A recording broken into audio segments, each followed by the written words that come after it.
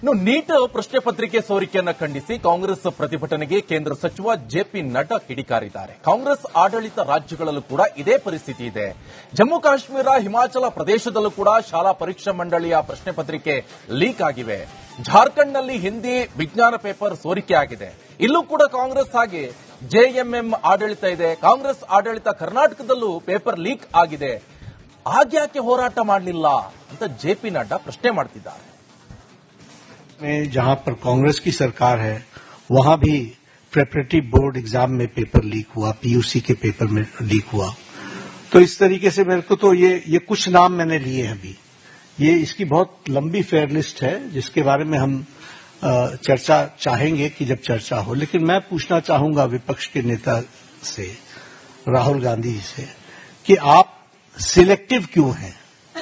Y are you so selective?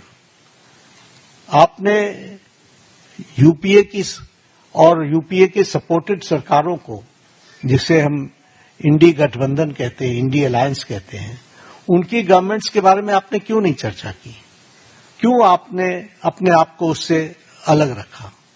यह स्पष्ट बताता है कि आपका उद्देश्य छात्रों का हित नहीं है. आपका उद्देश्य एजुकेशन में बढ़ोतरी हो, एजुकेशन की क्वालिटी में बढ़ोतरी हो, स्टूडेंट्स को जस्टिस मिले, इसमें आपका इंटरेस्ट नहीं है.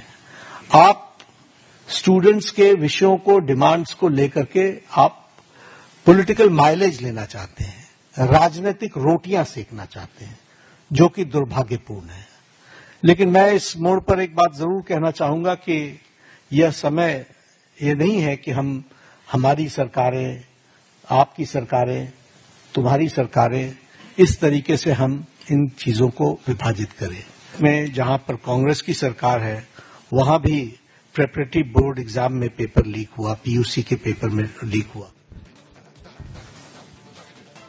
ಇನ್ನು ಸರ್ಕಾರದ ವಿರುದ್ಧ ಇಂದು ಕೂಡ ಬಿಜೆಪಿ ಪ್ರತಿಭಟನೆಯನ್ನ ನಡೆಸುತ್ತೆ. ವಿಧಾನಸೌಧದ ಗಾಂಧಿ ಪ್ರತಿಮೆ ಎದುರು ಪ್ರೊಟೆಸ್ಟ್ ಅನ್ನ ನಡೆಸಲಾಗುತ್ತೆ.